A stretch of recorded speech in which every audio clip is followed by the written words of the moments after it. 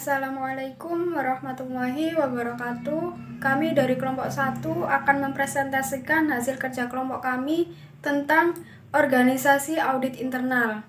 Saya Ria Fitriatus Solihah akan membacakan tentang definisi audit internal.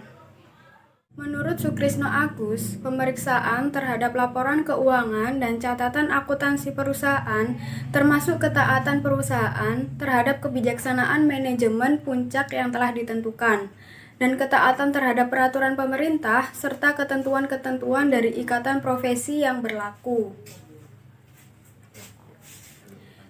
Internal Auditor Charter atau IIA suatu dokumen formal yang mendefinisikan tujuan, otoritas, dan tanggung jawab dari kegiatan audit internal. Internal Audit Charter menetapkan posisi dan tanggung jawab dari kegiatan internal audit dalam organisasi, hak atas akses terhadap catatan-catatan pegawai, dan kekayaan fisik yang relevan dengan kinerja, penugasan, dan mendefinisikan ruang lingkup kegiatan internal audit. Assalamualaikum warahmatullahi wabarakatuh. Nama saya Syafida Lia. Saya akan melanjutkan penjelasan dari Saudari Lia.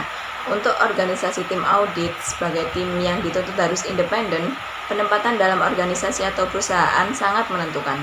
Berbicara tentang organisasi, kepentingan untuk mencakup skala pengawasan secara luas yang berhadapan dengan kepentingan efisiensi jumlah SDM juga diperlukan untuk mendorong struktur organisasi internal audit yang memadai. Di dalam organisasi internal audit ada 3 alternatif posisi atau kedudukan dari internal audit dalam struktur organisasi perusahaan, yakni untuk yang pertama ada di bawah kepemimpinan Dewan Komisaris, yang kedua ada di bawah kepemimpinan Direktur Utama, dan yang ketiga ada di bawah kepemimpinan Kepala Bagian Keuangan. Perkenalkan, nama saya Nur Kofifa, NIM 17160035. Di sini saya akan membahas mengenai organisasi internal audit yang sebelumnya telah dibahas oleh teman saya. Pada slide ini dapat kita lihat bahwa organisasi internal audit dibagi menjadi 2, yaitu berskala internasional dan nasional. Untuk yang berskala internasional ada Institute of Internal Auditors, yang mana organisasi ini merupakan induk dari profesi audit internal, yang memiliki tujuan untuk mengembangkan dan meningkatkan profesi audit internal di Indonesia. Untuk yang berskala nasional ada FKSPI yang memiliki kepanjangan Forum Komunikasi Satuan Pengawas Internal. Pada awalnya, sebagian besar anggota FKSPI adalah para manajer dan auditor dari lingkup BUMN. Namun kini telah meluas sehingga anggota FKSPI banyak dari perusahaan swasta nasional, perusahaan joint venture, serta badan usaha milik daerah.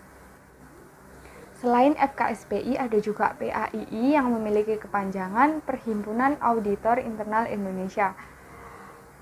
PAII ini adalah organisasi profesi auditor Indonesia yang bersifat profesional, bebas, dan non-politik, yang salah satu tujuannya adalah meningkatkan kecakapan dan tanggung jawab profesional setiap anggota sesuai dengan standar internasional.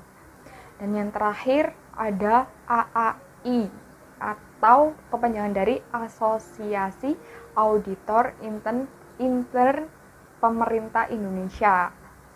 Jadi organisasi ini beranggotakan perorangan dan unit kerja aparat pengawasan intern pemerintah yang telah memenuhi persyaratan keanggotaan sebagaimana diatur di dalam anggaran rumah tangga. Pada slide selanjutnya kita akan membahas mengenai struktur organisasi dan manajemen. Jadi organisasi SKAI harus sedemikian rupa sehingga fungsi audit intern dapat berjalan dengan efektif. Sehubungan dengan hal tersebut, SKAI harus memiliki beberapa hal sebagai berikut. Yang pertama adalah auditor yang profesional.